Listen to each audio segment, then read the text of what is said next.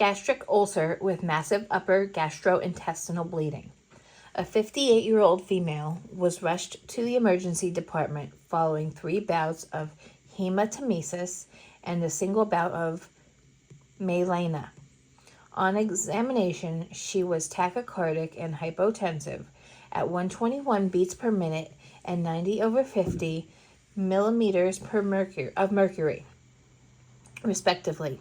She manifests pallor with no icterus.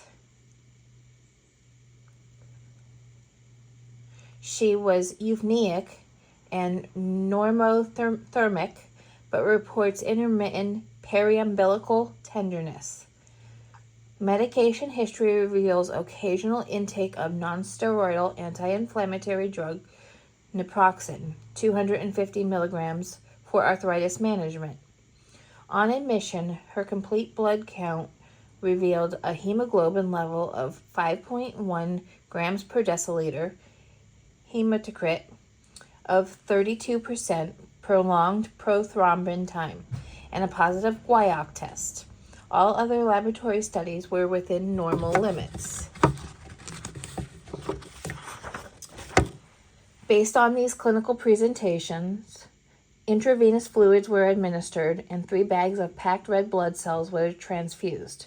A gastroenterologist was consulted and an upper gastrointestinal endoscopy was performed, which revealed a 1 by 1 centimeter hemorrhagic gastric ulcer. The bleeding ulcer was cauterized and biopsies were taken for Helicobacter pylori, the results of which are negative. Proton pump inhibitors were started and she was discharged after 2 days in stable condition. Uncontrolled non-insulin dependent diabetes mellitus. A 58-year-old female with non-insulin dependent diabetes mellitus was seen in her primary care provider's office with reports of diminished sensation in both feet and occasional blurred vision. The client admits to problems adhering to her prescribed dietary and medication regimen. She does not exercise regularly, takes her medicines only when she is reminded, and does not watch her diet. She denies dyspnea, polyphagia, polydipsia, polyuria, and diaphoresis.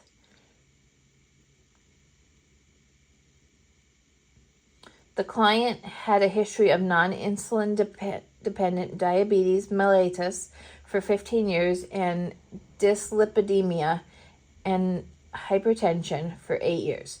She had laser photocoagulation for retinopathy in the past year. She is on metformin and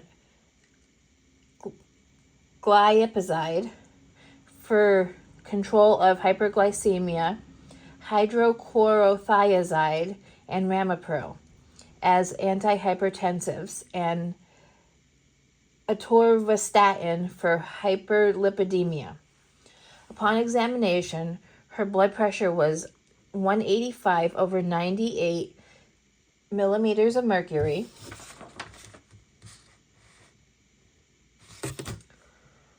Fasting blood glucose is 265 milligrams per deciliter. Hemoglobin A1C is 9%.